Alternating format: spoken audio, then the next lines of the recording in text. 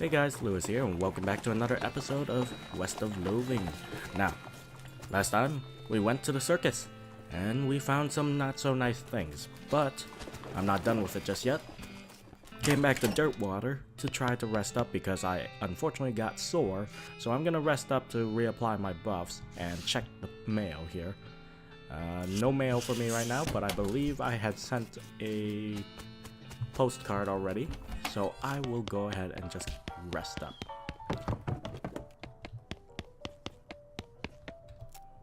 You go to sleep. You dream that you're climbing a mountain with a cute little bunny inside a giant cactus. Suddenly you get married to a tree. You wake up drenched in sweat. Well, okay then. You wake up refreshed and restored, and hungry, and sober. Let's mosey. Welcome to day 3. Like any good day, we start off by insulting ourselves in the mirror. You call yourself a four-flushing yellow-faced jerk. Good for nothing four-flushing jerk. Oh, we're good for nothing now. A goblin-loving good for nothing jerk. Hey, I like Gary. Lizard-hugging vulture-sniffing jerk. And a four-flushing blue-faced jerk. I'm a lot of four-flushing. Alright, let's get out of here. Oh. Hey, Bill. Cactus Bill. Didn't expect to see you around these parts. Well, I gotta admit, I got a little envious when I saw you leave Boring Springs. And I figured I'd hitch a ride out west to see what I could see. And just look at this place. So much hustle, so much bustle. There sure is a lot of both of those. Hey, nice pot. Thank you kindly. So what's new? Well, to be honest, what's new is a profound sense of longing and loneliness. I'm sorry to hear that, Bill. Well, it is what it is. I was hoping I'd run across a similarly lonely cactus lady somewhere out here, or failing that, a normal human lady looking to marry a cactus. No luck? Not yet. Of course, getting around is a bit of a challenge, but us cactuses live a long time. I'm sure I'll meet somebody. Someday. Well, I'll keep an eye out for you, Bill. Heck, I sure would appreciate it. I'll take my leave. Howdy, Bill. Howdy. Say, I don't reckon you found me a cactus lady yet. Not yet, Bill. Sorry. Well, that's okay. Take your time. I ain't going anywhere. See you later, Bill. Oh, Cactus Bill. It's nice that he's here, actually. That means I have to go around, look around town, just in case, though. I'm Tim McMeat. Any mail for me? Yes, actually, package came for you. Here you are. Package from Rufus. Oh, good kid. Alright, let's see what he sent me. A cow catcher ring. Dear bro, I thought you might be able to use this. It's part of the cow catcher from a train that was beaten into a ring shape. Still hot.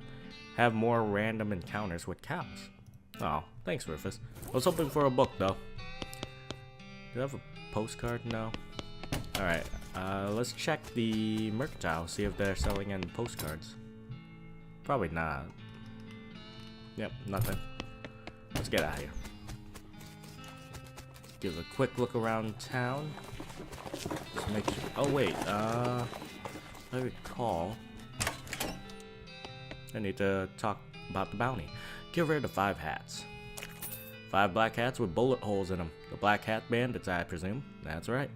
I guess where they're going, they won't need hats. Here's your reward: 1,500 meat and 75 XP. Thanks a bundle. So that means we need to. Let's see, leather goods, hot dogs. I don't see any other here. Just a lot of lots available. Yep. Alright, well, let's get moving then, shall we? Back to the circus. We gotta help that kid find the, his lucky bottle cap. And maybe the main stage show is available. You find an abandoned crate with Fort All Dead stenciled on the side. Maybe the shippers decided it wasn't worth the effort, considering. We got some hardtack, incendiary bullets, and chemical bullets. Now let's get back on the trail, soldier. Sir, yes, sir. Oh. This clown place. Alright, Gary. We ought to figure out what's going on here. Alright.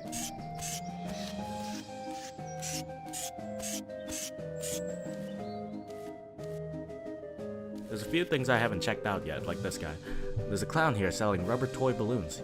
You notice that he's watching you, and then he notices that you've noticed, and he smiles and waggles the balloons at you enticingly. Talk to the clown. Howdy there, fella. Interest you in a toy balloon? Well, how do you make them float like that? Why, there's nothing to it. Heck, they all float around here. Oh ho. Is that a reference to It? What colors do you have? Oh, well, just take a look. Red. They're all red. No thanks, bye. No, I will buy one. How much are they? For you, just 30 meat. I'll take one. Alrighty then, here you go. You lose 30 meat, but we get a balloon. It's red, and it's 1 meat value. Anything else I can do for you? Can you tell me more about the circus? Really, it's more of a carnival, but let's not split hairs. Oh, what would you like to know? What are your traveling plans? Haven't decided yet. That's why we sat down somewhere a bit more rural. Keep things relatively quiet while we scout around, get the lay of the land and all. Oh, where'd you travel from? Was your previous stop interesting? Oh, northwest-ish. It was a little hole in the ground kind of place. You wouldn't have heard of it. Oh. Why is everyone working here a clown? Oh, it's traditional. When what do you call them? Rodeos stopped being put on, the rodeo clown took other jobs at the circuses and carnivals. Over the years, it just became the normal thing for carnies to be clowns. It's a community, you might say. Oh, is he now referencing like Robin Williams? Who's this Barnaby Bob guy? Oh, the boss is a real famous showman. No, I'm not surprised you wouldn't have heard of him around here. Oh, got an eye like a hawk. He's a real whiz with those knives of his. Don't miss his show. It's a real highlight of the carnival. Okay, see you around, clown. Catch you later like an alligator. Wander off. I'm still looking for your bottle cap, kid. Alright, we'll check the main stage in a bit. I think that area is still condemned. Everybody's still fine here, I guess. Is this mirror back? Okay, let's not look at it too much. Okay, that clown one is gone.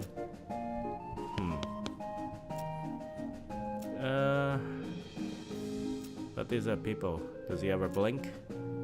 I'm gonna distract him again. Maybe there's something here. Inspect the eggs more closely. Okay, secondly, and thirdly, one of the eggs features a pattern of red triangles that you recognize. It's the same as the clown version of yourself that you saw in the mirror earlier. You quickly step back as the guard clown. Huh. Did I read that the last time? Oh, it's another balloon clown. There's a clown here selling rubber toy balloons. Wait, or is it the same clown as before? He looks identical. Is he following you around? Talk to the clown. Howdy, fella. Anything else I can do for you? Wait, weren't you on the other side of the midway just now? Oh, no, that's the other balloon guy. We just dress alike and use the same face paint. Did we fool you? He grins and gives you a big, exaggerated wink. Wait a minute. It said that you're not allowed to. That's taboo.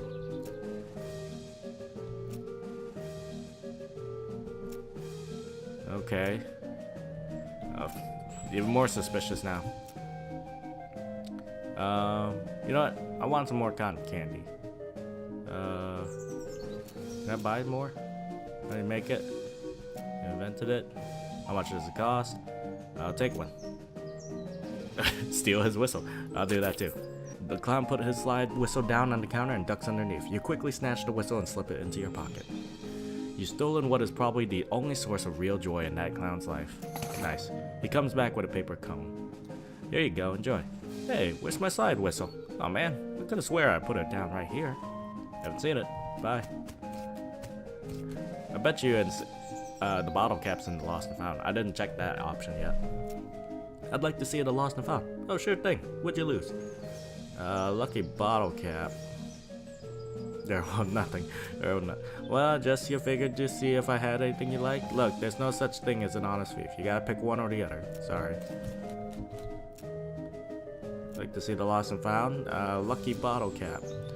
The clown pulls a wooden box out from under the counter. Appears you're in luck. This one yours? Puts the box on the counter for you to see and turns back to his grill for a moment. Look inside. Shiny bottle cap on a little metal chain, a folding pocket knife, a white silk handkerchief, bottle of smelling salt.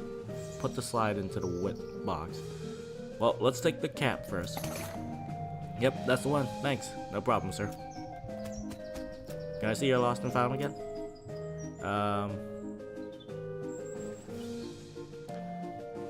My pocket knife. Yep, here's your luck. Look inside. I'm gonna put this slide whistle back into the box. Nope, that's a different one. Thanks anyway. Sure thing, sir. Hey guy, I found your slide whistle. I totally didn't take it. Step right up, fella, step up and try one of the world's newest candy things. Aw, I feel bad for him.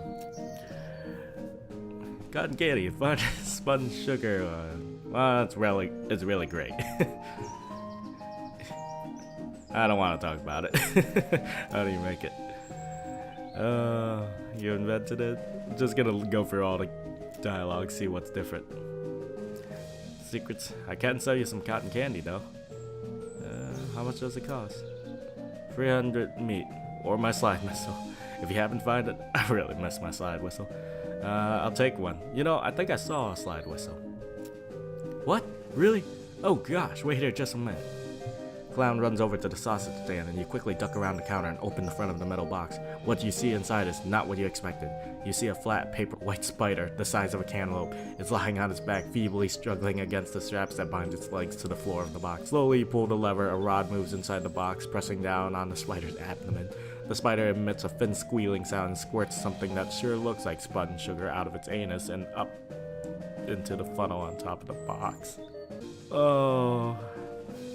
Shut the box. You quickly shut the box and dart back to the front of the counter just before the clown returns. He gives you a momentary suspicious look, but is quickly distracted by the joy of getting his slide whistle back. You were right. Thank you so much. The clown carefully puts a slide whistle in his shirt pocket, ducks underneath the counter, and comes back up with a paper cone, which he holds in the mouth of the metal box. He pulls out a lever, and the box emits a thin squealing sound as something resembling glittering white spun sugar collects around the paper cone in a fluffy cloud. Here you go. Enjoy. Woo. Well, we know now. Thanks. There's no way I can steal your thing again, right? No. Well, you know what? I have the meat. Let's see. Can I steal your slide whistle? Nope, doesn't give me the option. Okay. Well then. Now we know. Alright, let's see. I'd like to see the lost and found, my pocket knife. Look inside. I'll grab that pocket knife. Thanks. I wonder if I could just take all of it. My handkerchief. Okay. I'll take my handkerchief. Thank you. Hanky. Thankfully, the previous owner of this does not appear to have gotten any use out of it. Sure, no problem. Alright, lost and found. My bottle, smelling salts. Appears you're in luck. I'll take it. Sure, no problem. Well, nothing. Well, I cleared it out. Let's see. So, I got a pocket knife. I don't know what it does, though. It was free. Let me just waddle over here real quick and talk to this kid. Hey, kid. Hi, sir. Did you find my lucky bottle cap? Is this the one? That's it. Thank you, sir. No problem, kid. Let's talk to him. Hello again, sir. Say that's a real nice balloon. You want to trade? I'll give you my lucky bottle cap for it. Okay. Great, here you go. Lucky cap. Presumably this belongs to that kid because you can't imagine there's more than one person around who would be so into bottle caps that they hang it on a keychain. Thanks again, sir. The kid runs off with his new balloon. Oh. Good kid, good kid. I wonder what we do with this handkerchief, though. I'm gonna go talk to these guys real quick. Maybe they want something with it? Take a closer look. Circus gig. Do you blink? Nope. What about you, Douglas? You look like you could use a handkerchief. Nope. Knees. What about you, Janet?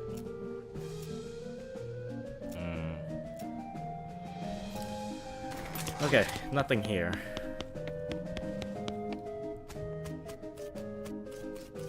I don't know what to do with this. Also, let's see. Let's talk to this clown. Take it, please. Take it for what? Barney Bob Stunt Spectacular. What's that? The boss does a show. Yes? Yeah. What kind of show? Knife tricks, mostly. Oh, well, here's my ticket. Okay, go on in. Show will start soon. He enters the stage area. Cool. Well. Have a seat. Benches must be for the audience. Can I sneak past this guy? It's the same muscular clown that was guarding the entrance to the stage area earlier. It doesn't look like he's going to let you backstage. You can't go for the backstage area. That hulking clown guard won't let you. Okay, well, let's sit in the seat. You take a seat and a smattering of other patrons appear to sit down as well. After a minute or two, there's a crash of cymbals and a clown runs in from the backstage curtain and jumps up onto the stage. In contrast to the other clown's colorful clothing, his is relatively simple. Black wool trousers and a bright crimson shirt under a pale tan leather jacket with a fringe on his sleeves and a red heart painted on the shoulder. His face paint is plain white without any colored accents, contrasting his curled black mustache and his thin goatee. A snappy silk top hat with a rakish tilt tops off his outfit.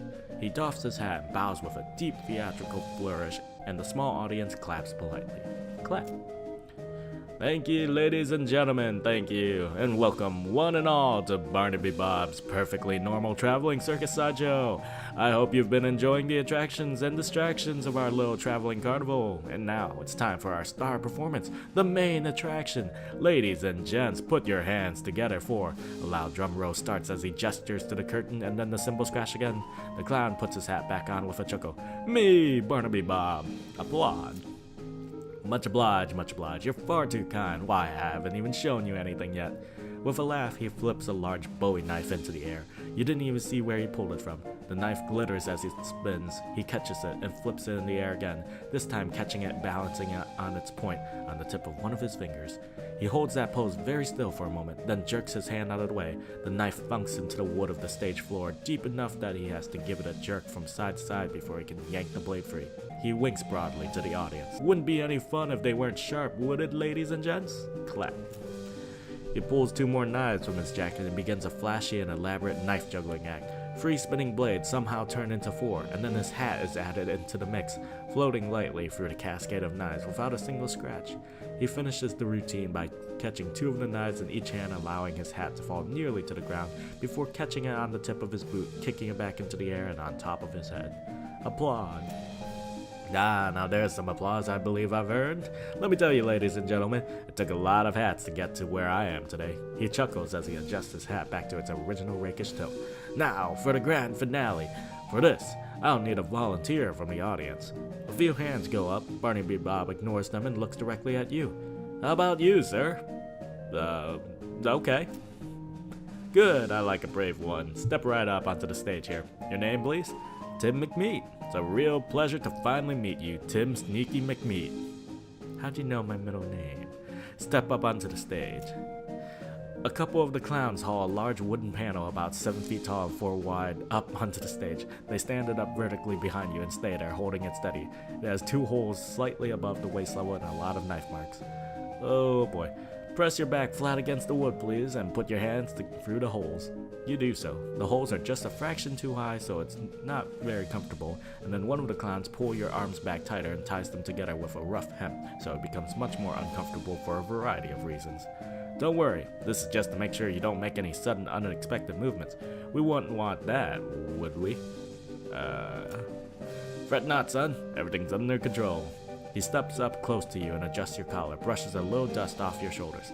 My control. You know, Tim, we get a sharp customer through here from time to time, but my, you're the sharpest I've ever seen yet.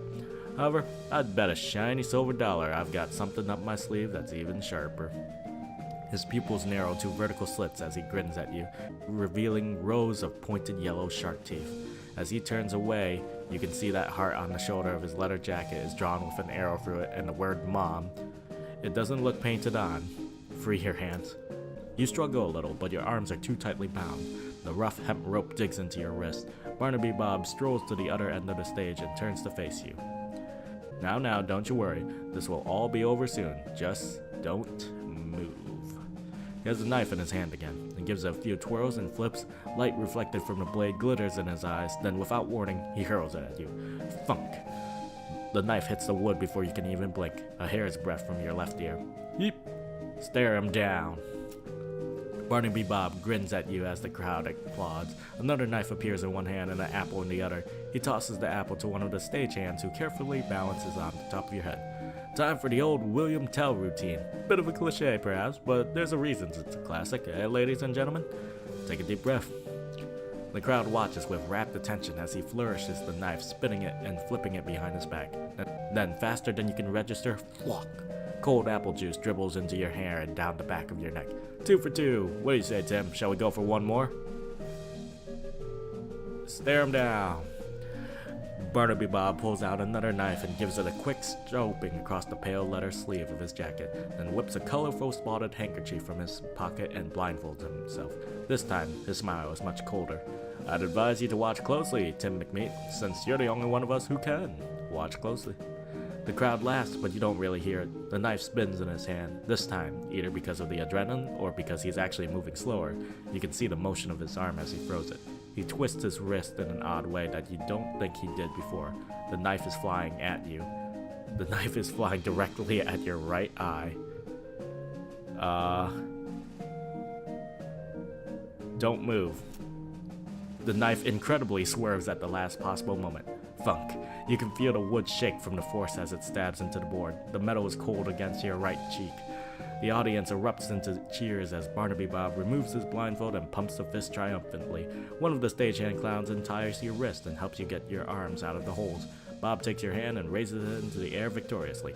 Well now, ain't he a good sport, folks? And as brave a target as I've ever had. Take a bow, Tim McMeat. Take a bow.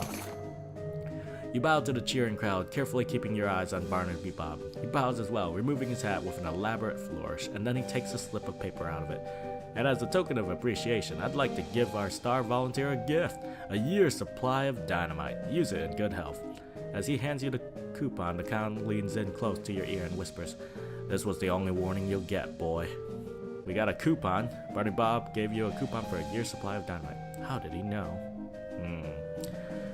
Barnaby Bob waves and blows kisses to the crowds as you climb down from the stage, then he disappears through the backstage curtain. The audience gradually disperses. Phew. Okay, well, we can go backstage now. That's a bit strange. Guess this is where the Barnaby hangs out. The little trailer is probably Barnaby Bob's office. Examine. The wagon is old but well maintained. A brass plaque on the door reads Barnaby Bob, confirming your suspicions. Peek in the window, knock on the door politely, kick in the door rudely. No. Let's knock. You knock on the door. Come on in, Barnaby Bob calls. Let's enter. You? Here, I thought I made myself perfectly clear the last time we met, and yet you knock politely and walk straight into the lion's mouth. You are either extremely brave or extraordinarily foolish, boy. Both, I might hazard to guess. I've got some questions that need answered. And you think I'm going to answer them? If I didn't find you amusing, I'd vanish you off the face of this earth for what little you know already. I'd appreciate that, but I can't just leave the situation unresolved. What curiosity did to the cat is going to seem like a Sunday picnic compared to what I'll do to you if you anger me, boy. Go ahead and ask your questions, but bear in mind, I already gave you a fair warning. Alright, well, who are you exactly? Truly. The clown smiles sarcastically at you. Why, I'm Barnaby Bob, at your services, sir. You know what I mean. And if my estimation of your intelligence was not entirely off the mark, you already know the damn answer. You are wasting my time and yours. You have precious little. What are you plotting exactly? Bold as brass you are. If you think I'll answer that, you've got another thing coming, boy. Don't try my patience. What are you doing here? Straight to the heart of the matter. Well, now I had you pegged as a clever one, so why don't you tell me? You're here on a murder spree. You're here because of the cows. You're here to take over. No, they're here because of the cows. Because that one clown at the tannery said it was like, you didn't think we'd follow you. You didn't think we'd find you. You're here because of the cows. Perhaps you got a brain rattling around in that skull of yours after all, boy. That's correct. The cows came home, as you say, and we followed them. Why? Why? Don't disappoint me now that you've impressed me, kid. Think about it. Your age-old enemy that you've been fighting since time out of mind-ups and leaves. No farewell, no postcard. Wouldn't you want to know what the hell was going on? You don't know? Dear, oh dear, I've gone and said something I probably shouldn't have. Buddy, you are treading on dangerously thin ice right now. I hope you're thanking your lucky stars that I consider you to be essentially insignificant. I can hear those gears ticking in that 3-pound dog dinner you call brain, son. Now it's my turn to ask a question.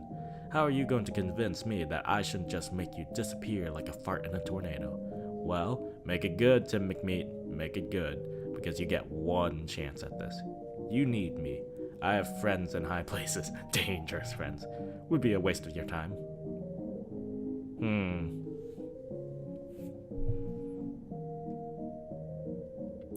It's a tough call. He already considers me insignificant, would be a waste of his time. Or you need me. It would be a waste of your time. Let's play to his ego. You've already wasted so much of my time, boy. I think I could spare a little more, but it is rare that I get to have such a diverting conversation, so I'm going to be merciful. I will allow you to leave here, standing on your own 2 legs, but you will not be returning. If I ever see your face again, boy, I will nail it to my wall and put you to work as the newest member of my freak show. He calls for the guard clown and has him escort you back to the midway. You end up face down in the dirt outside the stage entrance. Stand up. Does that mean I can't come back to the circus? Oh. Alright, well, Gary, we know what they're up to, kind of. Can I go into the sideshow? Yep, I still can. Okay, so I can still access it. I just can't go to the back. Well, I think I've done all I could to the circus for now. Let's make sure, though. Yeah, I can still enter if I need to. Well, worst comes to worst, I have Fort Aldead at my disposal to take care of the circus. Now, the question is, what do I do? I do have that coupon. Let's wander around here a bit. Your L vibrato bleeps and you follow the signal because of course you do. Why wouldn't you? One reason why you might not is that it led you to a hulking robot that could easily pound you into scrap. Approach it. That's not that hulking. Okay, well, beat it up. Aha! Got 2 more scraps and 20 XP. Congratulations, you successfully destroyed a priceless ancient relic of a bygone and forgotten age. Hooray! Alright, let's actually check my inventory. How much scrap do I actually have? 4. I need 5. Alright, we'll go ahead and wander around one more time around here. You encounter a cowpoke trying to ride her horse up the 45-degree surface of a rocky ridge. They're both having a hard time. Give them a boost. You dismount your parallel horse and get behind the diagonal one. A couple of heaves and ho, and the cowpoke crests the ridge. She gives you a grateful tip of the hat and continues on her way. Gain 20 XP. Nice. Okay, well, let's see. What haven't we discovered here? Well, let's go to Dynamite Dan's. Ooh, something at the side road catches your attention. It's a slumped over skeleton wearing a wizard hat. I think you'll agree that's a reasonably attention getter.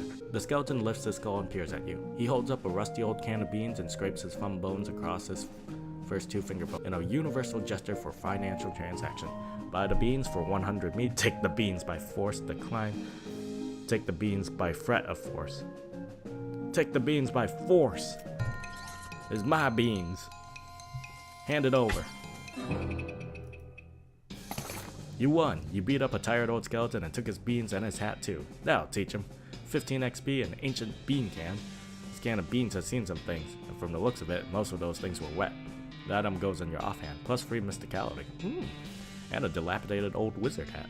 Most of the sequins have fallen off, but it seems like there's still some magic left in it. Plus free mysticality. Alright, Dan, I got myself a coupon. Can I use it? Redeem it. Oh, you find the nearest authorized dynamite retailer and trade the coupon for explosives you crave. Cool. I can open it up. I'll save it for now in case I need dynamite, but you know what? I feel like we've discovered everything there is. There might be something up in the left corner over there by Lazy Dude Ranch. Let's go back up there and wander. There's an old grave off to the side of the trail, or if not, then someone went and stuck a wooden cross in the ground for no reason. Dig it up. You dig up the grave and find, well, pretty much what you'd expect. Skeleton bone, gold skull. It wasn't enough to get a gold tooth. This person had their entire skull replaced with gold. I wonder if they survived the process. And a handful of loose teeth. Alright, and we don't know how to set up a fence here for these guys to grow cowbane. I wonder if I can get my hat back. Oh, they're growing more local weeds. Let's forge this. There's clownwort. Gives you 2 action points when used in combat. You're just crazy about this stuff? No, wait, I meant because of, not about. Nobody hiring right now. No, let's wander around. Hey, it's Wandering Sally. You bet. Let's trade.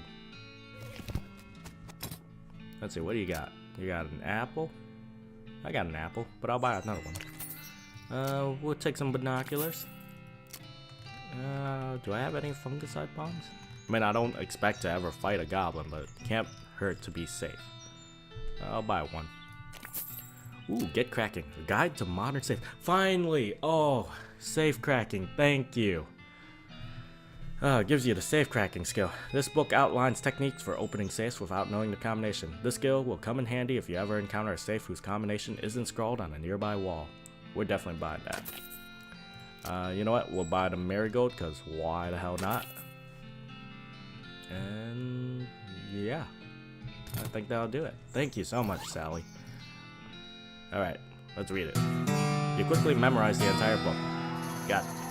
Got safe cracking. The word safe is a real misnomer when you're around. Time to get cracking. When you're done reading it, you lock it up in a safe that it turns out to be slightly too difficult for you to crack, so it's gone forever. Dang. Alright, well, I do have a lot of experience. Maybe I can just pump it all into safe cracking right now. Can I get my book back? There we go. Now I can crack all the safes. You know what? I'll go ahead and raise up my thick skin a little bit. I got the XP. Alright, that means we can finally go back to, what was it? The Stearns Ranch? I think it was the Stearns Ranch. Oh, that means I'm gonna have to... Okay, what I'm gonna do is I'm going to go back and double check everything. Alright, crack the safe.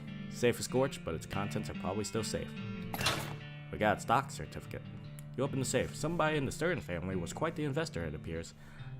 Entitling the bearer of 20 free shares of the Western Pistol Company, a company based in Boston, 42 shares of the Northern Chemical Corporation in Philadelphia, and 13 shares of Western Hatchet Incorporated based in Chicago. Just sell these certificates though.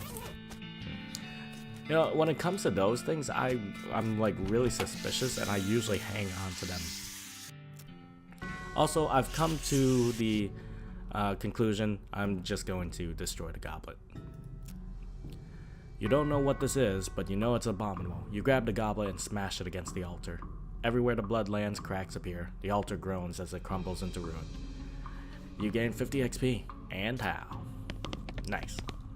Take that, you creepy doll. For all I know, the doll summoned the stuff here. It's great. Open it up.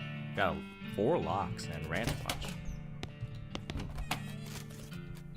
Is the doll in here still? Grace's eyes glow red. She must know what you did. You'll live to regret this. Her mouth snaps shut and her eyelids close. Well, that was a little bit ominous. Hey guys, Lewis here. Sorry for another abrupt ending to the episode here.